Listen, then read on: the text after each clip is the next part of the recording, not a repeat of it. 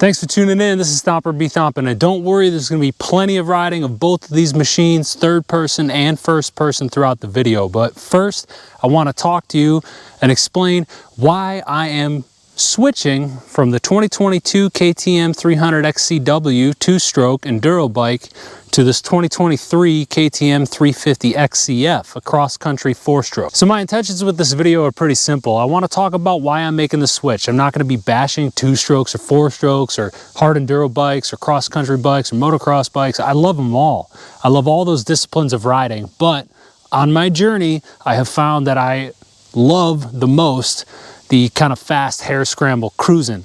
So that's why I'm making the switch basically, but I'm going to talk about each bike, pros and cons. Ideally, I just keep both of these bikes because they're both the cream of the crop. But let's be honest, my marriage and my wallet can really only afford to keep one of these things. Also in this video, I'm out here in the mountains of West Virginia, and I do have a little bit of single track made, so I'm going to do a little split screen, kind of a time trial of me trying to blast through that single track, and we'll see which one's faster. I've got more experience on the 300 XCW, so maybe that one's going to be faster, but will this platform allow me to push through a little bit harder where I can't on this one? We'll find out. So yes, this is a 2022 KTM 300 XCW, and I purchased it back in July of 2021. Long story short, I rode a couple times as a kid on some like old farm bikes here and there. Never really had a bike for very long, you know, a month or two for a summer or two. But I bought a 2021 Honda CRF 250F, which was a great bike. I got that in like March of 2021. I fell in love with dirt biking. I started to get better and better, and then I finally raced it in a hare scramble. And it's a great bike. You can race those in hare scrambles for sure, but with the engine power and the limited suspension travel and it being really soft suspension, you're kind of limited in how much you can push it and how much it can allow you to grow as a beginner. So again, I bought this bike. All my research said that the 300 two-strokes are the ultimate woods bikes. So I went out and got the XCW. And now, in hindsight, maybe I should have went and got the XC. You've got that cross-country platform, maybe a little bit slimmer, a little bit more nimble out on the trails, and a lot stiffer suspension, more suitable for higher speed riding. But I did ultimately go with the enduro bike, just because I kind of didn't really know what I wanted, and I heard it was a do-it-all. So I just bought it and I started racing it and riding it immediately, and I've had a blast. This bike is really good at what it's intended to do. I ultimately wanted to check out the four strokes, and I went and I took my brother's 2021 Yamaha YZ250 FX for a pretty hard trail ride one day, trying to mimic a typical hare scramble that we race here in Virginia. So took it through some tight sections, a little bit of mud, a little bit of rocky sections, tight trees, but I also got to open it up on some trails, and man, those YZ250 FXs are pretty awesome. But I am admittedly a little bit of a KTM fanboy. I don't have any like brand favoritism. I like KTM. I like their products. I like Yamahas, Hondas, Kawasaki's. I like them all, but I figured I'd stick with KTM. So after riding his 250 FX, that kind of sealed the deal for me, and I went looking at KTM's four-stroke platform. So my decision was pretty simple. I knew I wanted KTM's four-stroke, and I knew I wanted their cross-country platform. So it gives you the 18-inch wheel, the 6-speed transmission, you get a kickstand and some other things that kind of make this more trail-worthy. But my biggest dilemma was going 250 or 350. Out of the gate here, I'll be the first to admit, I cannot ride either of those bikes, the 250 or the 350, to their extremes. I can't get the most out of it. But I just wanted something that would be able to handle the really long, strong uphill climbs. And like, I don't know how true this is, but being a 350, I'll likely be operating this bike at some lower RPMs than I would the 250 in a lot of these races. So there's the argument that you might get a little bit more longevity out of the engine. But what sealed the deal for this bike is I was finally able to swing a leg over the 350, and I was a little bit nervous about how much power the thing would have. Would it have too much grunt off the low end? I know, kind of a little ironic, a little funny coming from the KTM 300 XCW two-strokes. Those things have gobs and gobs of power, but down low, they kind of feel like a four-stroke almost. But I was able to ride one, and within 2 minutes, it put all those questions and concerns at ease. So I decided to go with the 350. And some of the things I noticed immediately about riding this XCF platform is that it is just incredibly nimble. That's kind of what I was afraid of also with the 350, the more reciprocating mass in there. I was worried the bike might want to stand up a little bit more, but this feels way more flickable than my 300 XCW. Way more nimble in the woods too. I feel like I can change direction much faster. Now the tighter stuff, the 300 XCW is probably going to be a little bit easier to manage, but in that first, second, and even some of that third gear stuff, this thing's just slippery through those woods. The platform feels perfect. The rider triangle feels perfect. One of the other things I loved about this bike immediately when I rode it was that suspension. It's a little bit stiffer and you can just plow through choppier terrain a little bit faster. I noticed on the 300 XCW, some of like the whoops or the bigger braking bumps going into some corners and things, it would just get unsettled because that suspension was kind of going through all of its travel. I am 6 foot tall, 190 pounds, so maybe that has something to do with it, but the 300 is just sprung for that hard enduro type setting. And the power delivery on these 4-strokes is just supreme. Right off idle, it just pulls strong, very linear, just how everyone says 4-strokes have very linear power. Sure enough, that's exactly what it felt like. I never felt like it was going to get away from me, and I'm pretty used to clutching on that thing in third gear, so managing the flame out wasn't too big of a deal. I did have a few flame outs in my first race. I got a video out on that, but it's very, very manageable if you have any clutching experience. But she ain't perfect. There's absolutely a trade-off when you go to a different platform like this, where this thing is nice and plush and soft and very forgiving with the whole flame out issue. You can lug the engine really low without stalling. And that slow, gnarly, rocky, choppy stuff, this thing makes it a little bit harder. But again, you just kind of clutch your way through it, stand up and work your way through. So definitely a lot better in the slow gnar. Definitely a lot worse in the slow gnar, but in my opinion, and all the hare scrambles I've raced, there's nothing I couldn't do on this that I can't do on this bike.